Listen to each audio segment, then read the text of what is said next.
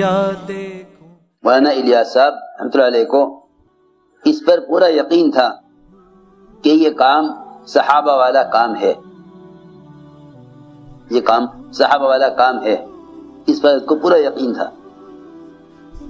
اس کے صحابہ والا کام ہونے کا مطلب یہ تھا کہ امت قیامت تک اعمال دعوت کو اعمال صحابہ یقین کرتے ہوئے کرے، تاکہ یہ اعمال زمانے کے بدلنے کے اعتبار سے نہ بدل دیے جائیں نہ چھوڑ دیے جائیں، اس خیال سے بدل نہ دیے جائیں کہ بھئی اس زمانے میں یہ چیز چلنے والی نہیں ہے.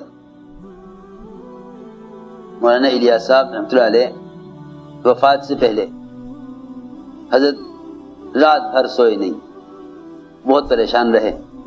مولانا عبید اللہ صاحب رحمۃ اللہ علیہ حضرت کی اس پریشانی کو دیکھ رہے تھے، تو صبح کو پوچھا کہ رات آپ ٹہلتے رہے اور سوئے نہیں، کیا بات ہے، کیا تکلیف ہے؟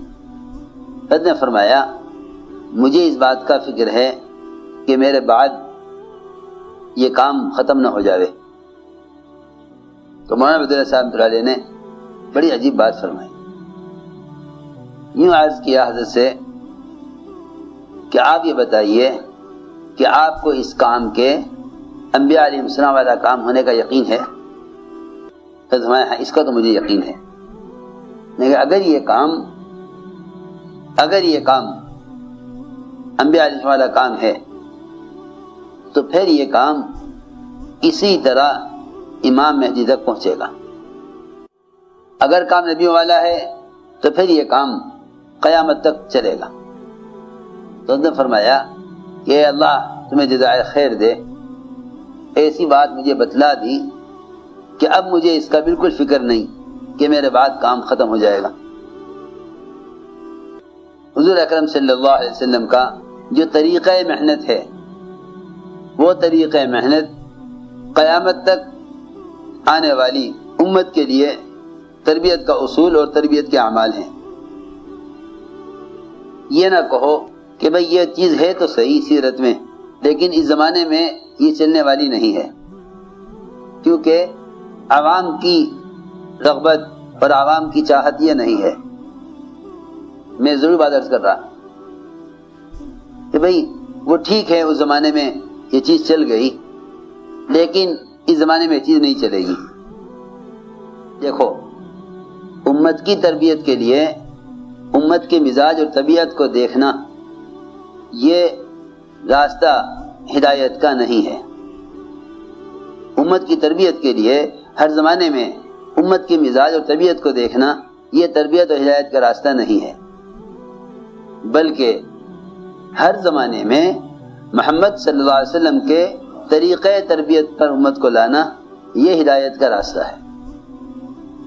ہر زمانے میں امت کو ان اعمال کی طرف لانا جو اعمال محمد صلی اللہ علیہ وسلم ہیں، وہ امت کی ہدایت اور تربیت کا اصل ذریعہ ہے. یہ کبھی نہ کہنا کہ بھئی اس زمانے میں یہ چیز چلنے والی نہیں ہے، یہ مت کہو، بلکہ یہ کہو کہ قیامت تک امت کی تربیت کا اور امت کی ہدایت کا وہی طریقہ محنت ہے جو طریقہ محنت محمد صلی اللہ علیہ وسلم اور آپ کے صحابہ کا تھا.